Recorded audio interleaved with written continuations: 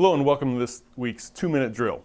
Both the House and the Senate have returned to Springfield this week. The last couple of weeks it's been one or the other, but they're both back. There's a very active set of committee hearings, and a lot of legislation is going to get heard and perhaps pass out of committee this week. But all eyes are going to be on the Senate again this week as they attempt to fashion a grand bargain.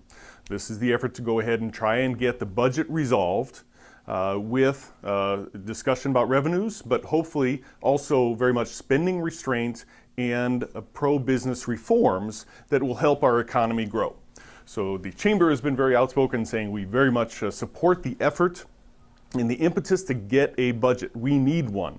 The fact that we've been sitting out there for as long as we have without a budget is a very, very problematic for our state's employers, our reputation, and the people of Illinois. However, we have also been very vocal saying that not any deal is worth go ahead and passing.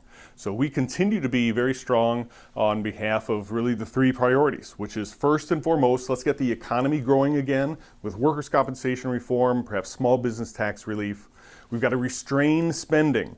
Good news is that the spending cap that's under consideration is lower than it had been, and that's good news. And then and only then can we talk about some fiscal sanity that might include additional revenues. The one thing that's been missing from the debate that we will continue to be very vocal about, though, is a need for an infrastructure investment plan.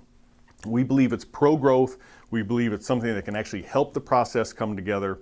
And we will definitely be talking about needed infrastructure investment. In the Senate, if they do pass something that comes together right now, it doesn't look like it's going to meet our needs for employers. But over in the House, we've got the opportunity to restart that discussion and get infrastructure into the discussion. Finally, I'll go ahead and wrap up. There is a piece of legislation, Senate Bill 1701. It's a chamber initiative we expect to see in committee this week.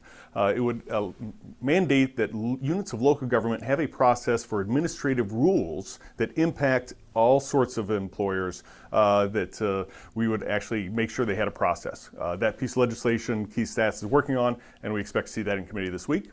I look forward to talking to you next week.